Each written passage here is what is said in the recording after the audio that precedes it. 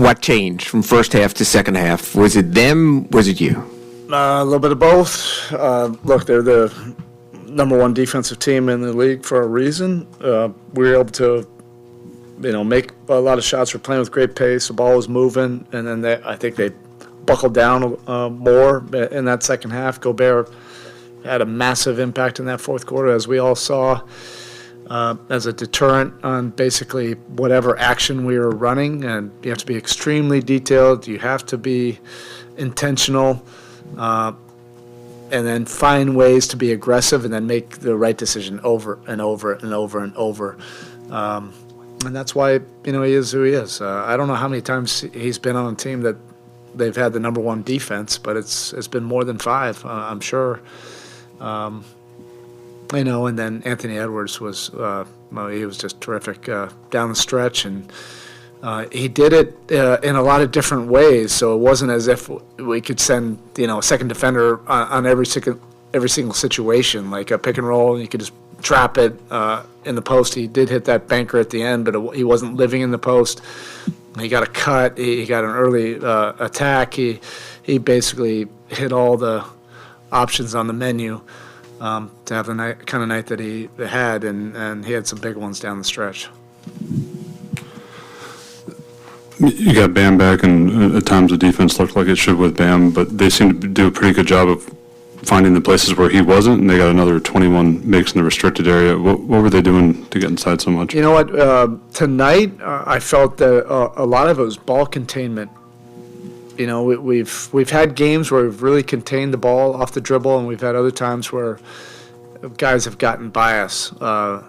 Yes, we are a help side defensive team, for sure. But at the point of attack, if we're getting consistently beat off the dribble without a pass to a score, that's a tough formula, for us. And they had a few of those, whether they were in early offense, so it wasn't necessarily a fast break, early attack go, or in random situations in the half court where they just attacked off the dribble. Look, we held them to 108, or 112, and you take away half of those, then maybe you're not like just only focusing on Anthony Edwards' big time scoring. There's also some timely offensive rebounds they got during the course of the second half that gave them some life. Even that Edwards play at the end of the third quarter where he jammed him up, 2 defenders played it great, and then the ball's on the floor. We don't come up with that one. Now all of a sudden it just feels different going into the fourth quarter. It reminded me, and I told the team that before they went on that run in the second quarter, it really was a loose ball. That it was a great full court defensive possession on our part. We got the steal, and then it turned into a scramble situation. Jaime threw it out. It's a loose ball. Ball in the air, ball on the floor. We have to dominate those areas. Those control the game so often. There's a karma to it. When you dominate all those areas, things tend to fall into place. And those 2 plays led to big runs, going the other way. Thoughts on the rotation? Was this a starting lineup because of their size and maybe Gaden Caleb? Yeah, mostly because of their size. They're unique. And we'll figure this out. These are good decisions, as I say. When you have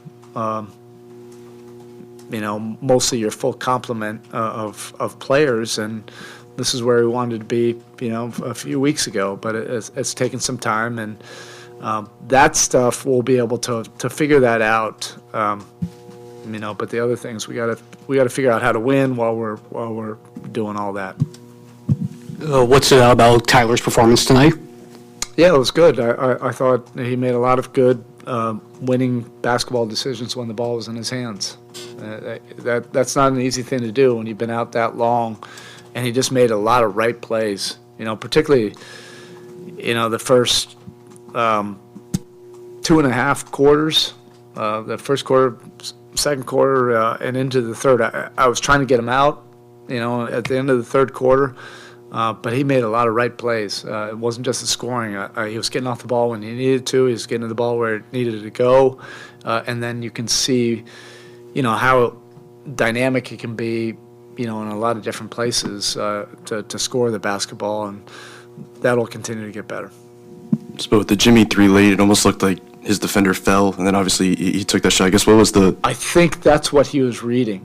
We were going for the quick 2. Right. He's so smart. That's exactly what I thought when he shot that. It was like Anderson kind of like, I don't know if he stumbled at him. He definitely stumbled early in the play, and I think Jimmy sensed an opportunity to draw a foul and possibly get a 4-point play. Otherwise, he also had a catch and go opportunity. But his brain speed is so fast. I think he was reading that whole sequence in real time.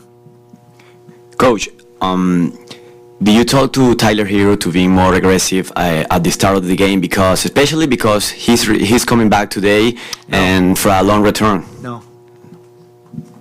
He's going to be a big focal point of our offense. He doesn't need to be told to be aggressive. It's all about making the right play, and I thought he did a great job of making the right play over and over and over. And against a really good defense like this, there were pockets of the game where we didn't make the right play. It wasn't as if we made a myriad of bad plays, but you have to make the right play because you're not going to make every shot, and you have to make the right play, 9 times out of 10 against really good defenses, and that accounts for some of the misses that you'll have. But he did a good job with that. Thanks, Coach. All right, thank you.